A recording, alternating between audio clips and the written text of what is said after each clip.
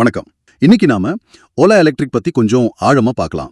அவங்களோட ஸ்டாக் சமீபத்துல பயங்கரமா ஏறி இருக்கு. ஒரே மாசத்துல 53% வரைக்கும் போயிருக்கு. இது ஏன் இப்படி திடீர்னு? ஆமா, இது பெரிய நியூஸ் தான். அவங்க சொல்ற புது டெக்னாலஜி, அவங்க ஃபினான்ஷியல்ஸ் எப்படி இருக்கு, மார்க்கெட்ல என்ன மாதிரி சவால்கள் இருக்கு, இதெல்லாம் வச்சு கொஞ்சம் அலசலாம். நாம இன்னைக்கு என்ன நடக்குதுன்னு பார்க்கலாம். நிச்சயமா.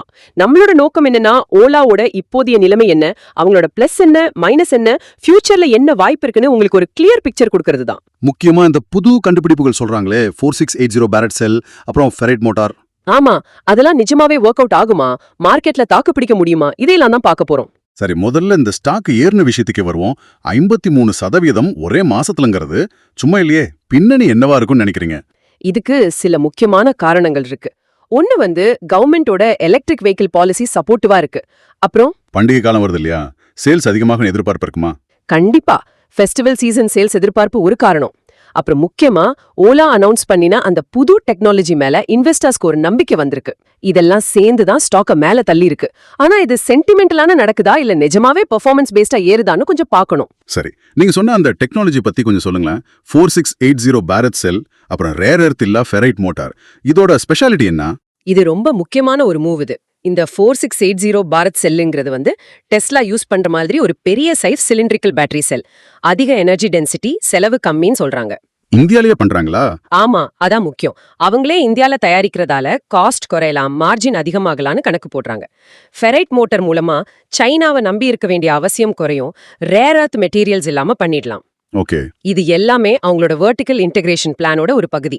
அதாவது பேட்டரியில ஆரம்பிச்சு ஸ்கூட்டர் வரைக்கும் முடிஞ்ச வரைக்கும் எல்லாத்தையும் அவங்களே பண்றது. கேக்க சூப்பரா இருக்கு. ஆனா இந்த வெர்டிகல் இன்டகிரேஷன் இது ஒரு பெரிய கேம்பிள் மாதிரி இல்லையா? ஜெயிச்சா பெரிய லாபம், ஆனா இதுக்கு பெரிய முதலீடு, அதாவது கேபெக்ஸ் பர்ன் தேவைப்படுமே. அது இப்போ இருக்கிற ஃபைனான்ஷியல் நிலையை பாதிக்காதா? நீங்க சொல்றது ரொம்ப கரெக்ட். இது ஒரு ஹை ரிஸ்க் முயற்சி தான். அதனால தான் அவங்க ஃபினான்ஷியல்ஸ் எப்படி இருக்குன்னு பாக்குறது முக்கியம். இப்போ லேட்டஸ்டா வந்த குவார்டர்லி ரிசல்ட்ஸ் Q1 FY26 படி பாத்தீங்கன்னா, ரெவென்யூ அதாவது வருமானம் போன வருஷம் இதே குவார்டரோட கம்பேர் பண்ணும்போது கிட்டத்தட்ட 49.6% குறைஞ்சு 828 கோடியா இருக்கு. அதே மாதிரி நெட் லாஸ் நிகர நஷ்டம் 23% அதிகமாயிருக்கு. இப்போ 428 கோடியா இருக்கு. அப்போ வருமானம் டவுன், நஷ்டம் அதிகம். பாசிட்டிவா எதுவும் இல்லையா? இருக்கு. கிராஸ் மார்ஜின் அதாவது பொருளை உற்பத்தி செஞ்சு விக்கிறதுல கிடைக்கிற லாபம் இருக்கு இல்லையா, மத்த செலவெல்லாம் சேர்க்கிறதுக்கு முன்னாடி அது 26% உயர்ந்திருக்கு. இது ஒரு நல்ல சைன். அவங்களோட ஆட்டோமொபைல் பிசினஸ் மட்டும் பார்த்தா அது கிட்டத்தட்ட ஆபரேட்டிங் கேஷ் பிரேக் ஈவன் பக்கத்துல வந்துருச்சுன்னு சொல்றாங்க. ஓகே, அது கொஞ்சம் ஆறுதலான விஷயம். ஆனா வருமானம் ஏன் இவ்ளோ குறைஞ்சது, நஷ்டம் ஏன் அதிகமாச்சு? மார்க்கெட் ஷேரும் குறைஞ்சிருக்குன்னு சொன்னாங்களே. ஆமா, அதுவும் உண்மைதான். ஜூலை 2024ல அவங்களுக்கு 38.8% மார்க்கெட் ஷேர் இருந்துச்சு. ஆனா இப்போ ஜூலை 2025ல பார்த்தா 17.4% தான் இருக்கு. அப்படியா? யார் எப்போ முன்னாடி இருக்கா?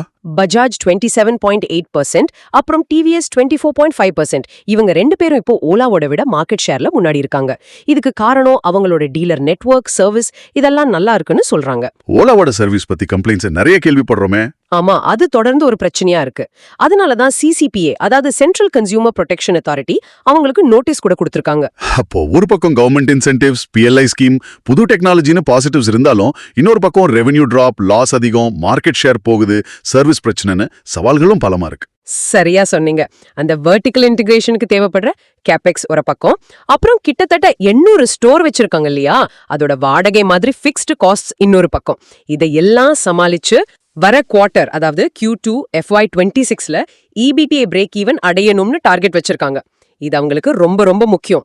EBITDA பிரேக் ஈவன்னா சிம்பிளா சொன்னா அவங்க ஆபரேஷன்ஸ்ல இருந்து வர லாபம் வட்டி, வரி, தேய்மானம் கழிக்கிறதுக்கு முன்னாடி நஷ்டம் இல்லாம 0க்கு வரணும். இது ஒரு பெரிய மைல்கல் அவங்களுக்கு. ஓகே, அப்போ ஒரு இன்வெஸ்டரா பார்த்தா இந்த ஸ்டாக் பிரைஸ் ஏறினது நீடிக்குமா இல்ல இது டெம்பரவரியா?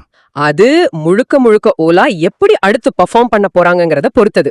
இந்த ஃபைனான்ஷியல் பிரஷரை எப்படி ஹேண்டில் பண்றாங்க, கஸ்டமர் சர்வீஸை எப்படி இம்ப்ரூவ் பண்றாங்க, லாஸை எப்படி குறைக்கிறாங்க, அந்த புது டெக்னாலஜியை சக்சஸ்ஃபுல்லா மாஸ் ப்ரொடக்ஷன் பண்ண முடியுமா, இதெல்லாம் பொறுத்து தான் இருக்கு. புரியுது. இப்போ இருக்கிற ஏற்றம் பெரும்பாலும் ஃபியூச்சர் எதிர்பார்ப்புகள் மேல இருக்குன்னு தான் சொல்லணும். அப்போ சுருக்கமா சொல்லணும்னா, ஓலா ஒரு பக்கம் இன்னோவேஷன்ல வேகமா போனாலும் இன்னொரு பக்கம் கடுமையான போட்டி, ஃபைனான்ஷியல் அழுத்தம், சர்வீஸ் பிரச்சனைன்னு பல முனைகள்ல போராட வேண்டியிருக்கு. ஆமா, அவங்களோட அந்த இந்தியா இன்சைட் அப்ரோச் அதாவது இந்தியாலேயே கோர் டெக்னாலஜியை உருவாக்குறது லாங் டேர்ம்ல கை கொடுக்குமா, இல்லனா இப்போ இருக்கிற இந்த சவால்கள் அவங்க வளர்ச்சியை தடுக்குமா? இது ஒரு $1 மில்லியன் கேள்விதான். இத பத்தி நீங்க என்ன நினைக்கிறீங்க? இதுதான் இன்னைக்கு நாங்க உங்ககிட்ட பகிர்ந்துக்க நினைச்ச சில முக்கிய விஷயங்கள். கண்டிப்பா இந்த டிஸ்கஷன் உங்களுக்கு உபயோகமா இருந்திருக்கும் நம்புறோம். இந்த மாதிரி இன்னும் நிறைய ஆழமான அலசல்களை கேட்க எங்களை ஃபாலோ பண்ணுங்க. உங்க கருத்துக்களை மறக்காம கமெண்ட்ல சொல்லுங்க. முக்கியமா ஒன்னு சொல்லிக்க விரும்புறோம். இங்க பேசுனது எல்லாமே தகவல் நோக்கத்துக்காகவும் கல்விக்காகவும் மட்டும்தான். இது எந்த விதத்திலையும் ஃபினான்ஷியல் அட்வைஸ் கிடையாது. நீங்க எந்த முதலீடு பண்றதுக்கு முன்னாடியும் உங்க ஃபினான்ஷியல் அட்வைசரை கன்சல்ட் பண்றது ரொம்ப அவசியம். ஆமா, கண்டிப்பா. இந்த வீடியோவை பார்த்ததுக்கு ரொம்ப நன்றி. அடுத்த எபிசோட்ல சந்திக்கலாம்.